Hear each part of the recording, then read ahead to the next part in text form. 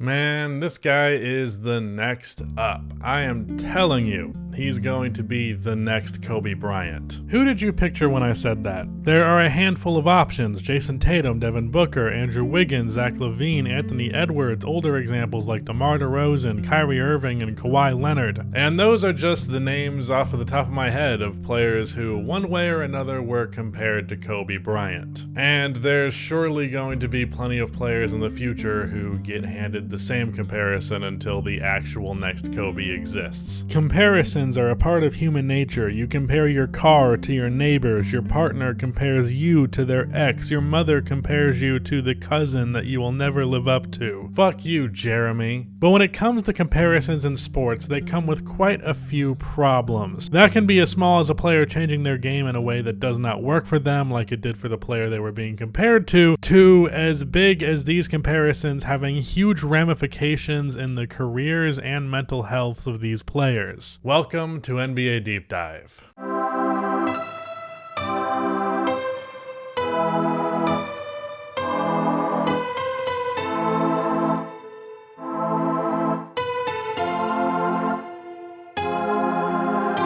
Before we dive into this topic, I want to talk to you about today's sponsor, Manscaped. According to my analytics, there is a damn near certainty that you are a man, and if you are a cis man, that means you were blessed with a pair of balls. And for those of us who are civilized, that means the challenge of shaving our balls. Now, speaking from experience, there's really nowhere worse on your body to cut yourself, while simultaneously it being the easiest area to cut yourself. As a result, finding the right tools to take care of yourself down there does not come easy. Luckily, Manscaped has you covered. Inside the package, you will find their Lawnmower 4.0 trimmer, Weed Whacker ear, nose, and hair trimmer, Crop Preserver ball deodorant, Crop Preserver toner, performance boxer briefs, and a very nice travel bag. The trimmer is easily the best I've ever used. In fact, it is so smooth and easygoing with cutting hair that I accidentally cut too much because I'm used to shitty trimmers that have a pull and you have to fight to get them to actually cut the hair. This went so easily that it took me by surprise. Get 20% off and free shipping with the code DEEPDIVE at manscaped.com. That is 20% off with free shipping at manscaped.com using code DEEPDIVE. Unlock your confidence and always use the right tools for the job with Manscaped. On with the video.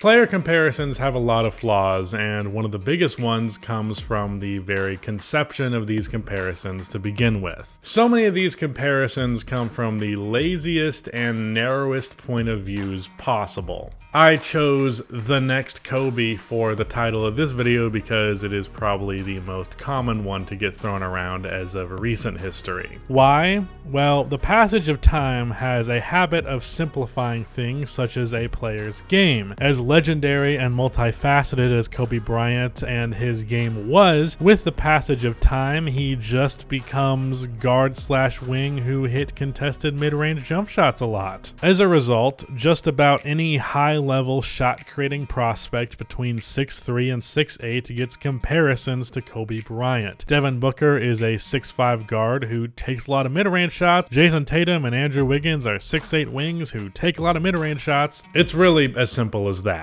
Another very unfortunate element of these comparisons is they are often in some way or another racist, not necessarily in a maliciously racist way, but still, it's not good. Every tall white guy who can shoot is the next Dirk Nowitzki. Every light-skinned guard who takes a three-pointer is the next Stephen Curry. Hell, Devin Booker, who is now compared to Kobe Bryant, was originally compared to Klay Thompson because reasons, I guess. Devin shot 34% from 3 on low volume his rookie year, and since then he has only had 2 above average 3-point shooting seasons, but he has the same skin tone and plays the same position, therefore I guess he's Klay Thompson now. If you're going to put the burden of living up to legendary NBA players on these young players, the least you can do is make sure the comparisons are actually good and not based strictly on position, race, or archetypes.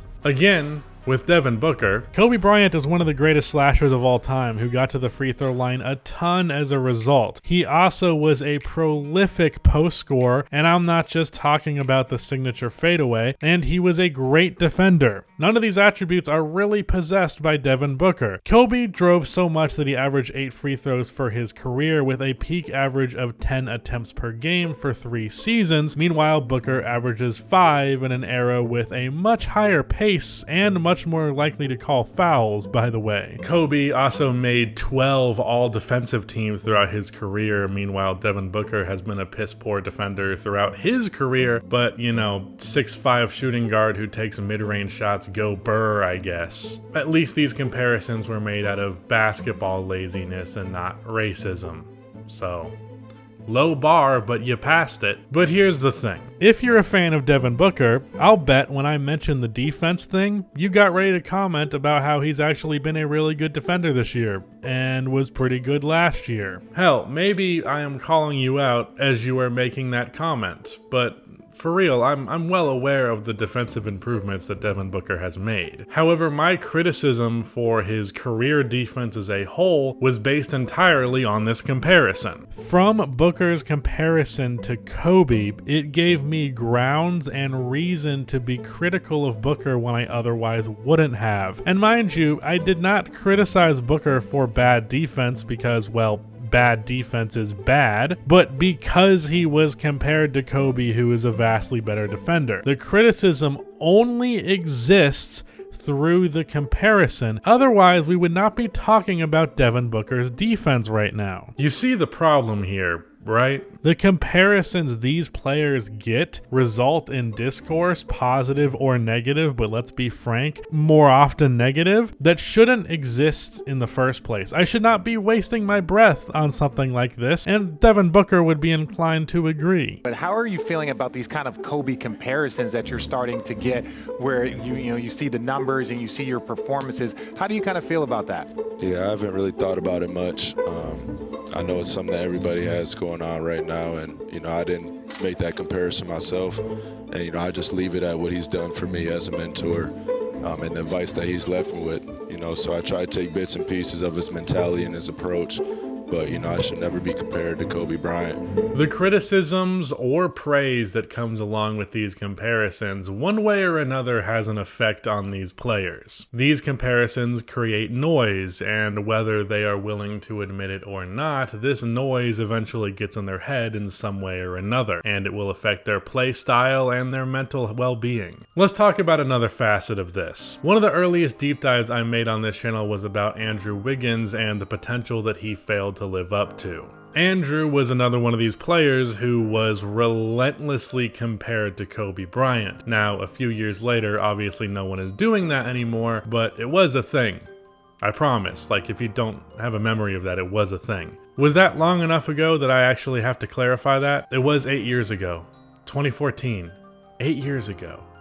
But it feels like yesterday. Time moves too fast and it's fucking terrifying. Anyways, in that video I talked about why the player Andrew had the potential to be never came to exist, at least in this timeline. We could live in a multiverse where in other timelines Andrew is the greatest player to have ever played basketball, which really would devalue this timeline and any other because they exist in infinity. I need to get back on topic. Let's save the existentialism for therapy. One of the biggest reasons I believe Wiggins failed to become a superstar is something I called Kobe wannabe itis, which is a term I am shocked to have coined myself because to me it feels like a very blatant thing. See, remember earlier when I said that the idea of Kobe Bryant and the player he was gets simplified over time? Well, that same simplicity is applicable to how these players approach the game in regards to trying to be Kobe, specifically from mid-range. Kobe takes a lot of mid-range shots. Therefore, I need to take a lot of mid-range shots. But the difference between, well, Kobe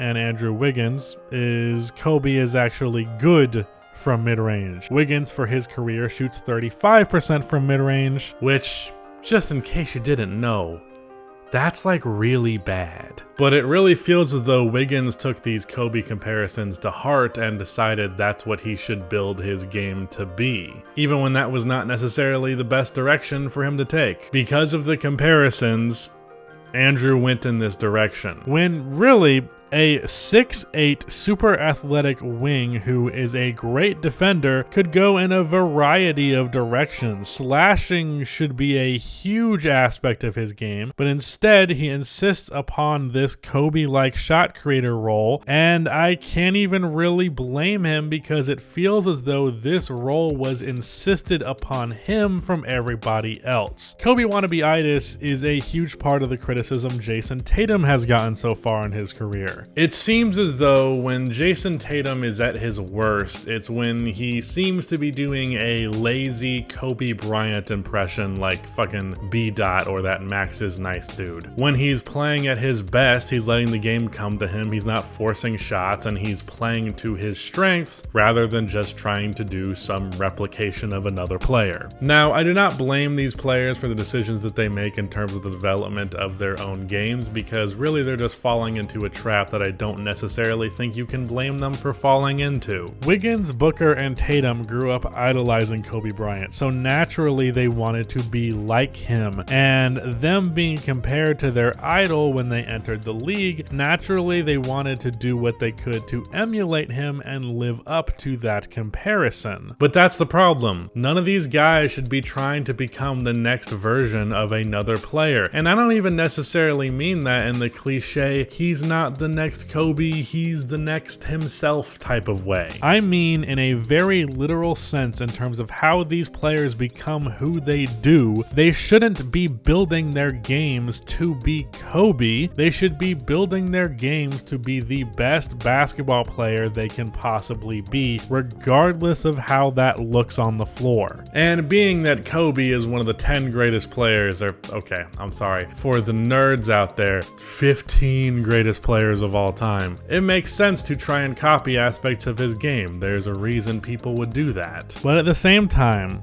when I see a huge wing like Jason Tatum in the post versus a guard, and the guy ends the possession with a left shoulder fadeaway over two defenders, well, that shit annoys me, because at that point it does not feel like I'm getting the experience of watching this great player be great. Instead, I am watching a failed imitation of a former great player. Comparisons, if they get into a player's head, can seriously stunt their growth as they try and become a player that they are not.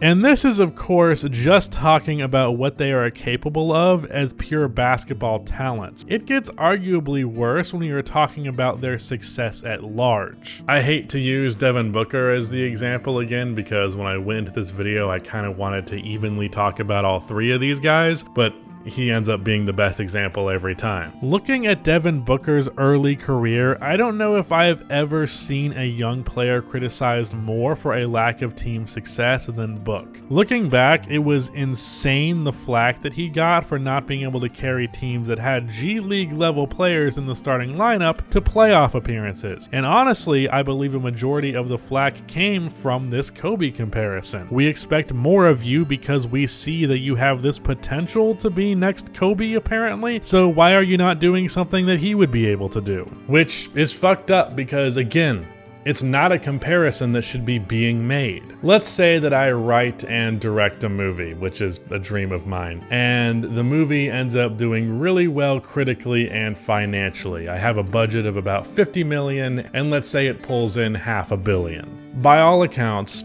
a huge success worthy of a ton of praise. And that's exactly what would happen if you hired me, movie studios. I have a script. Seriously, do it. I'm sure that'll work. But then randomly, the public starts comparing my movie to Avengers Endgame, the highest grossing movie of all time that took a decade of movies preceding it to make it work in that movie. Suddenly, my movie does not look like shit by comparison. Now we are having a conversation about how Avengers had more character moments and payoffs, and the fact that it again is the highest grossing movie ever, and well, my movie's plot and payoffs only exist within one movie, not 30, so it doesn't feel nearly as well developed, and it doesn't even crack $1 billion in the box score. What amateur hour? So my movie that allowed to exist on its own merit gets nothing but relentless praise, is now looked at through an extremely critical lens because for some reason we're comparing it to the most successful movie of all time. Devin Booker, allowed to exist on his own merit, does not get half of the criticism that he has gotten throughout his career because of these Kobe comparisons. Now, to be clear, this is not me being anti-criticism,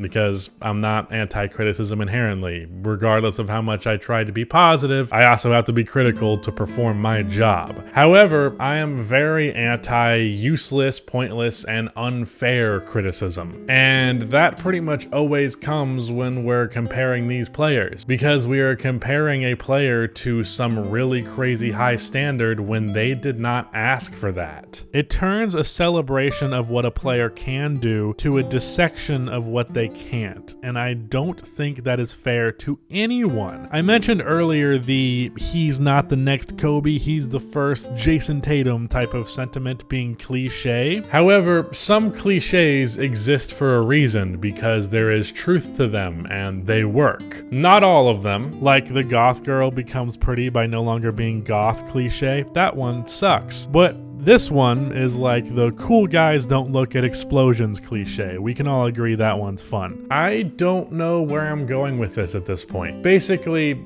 allow players to exist on their own merit and criticize them or praise them from there. Do not base your criticisms and praise on lazy and often racially infused comparisons. Devin Booker is awesome. Jason Tatum is awesome. Andrew Wiggins. Them not being Kobe shouldn't ruin your appreciation of just how awesome they are.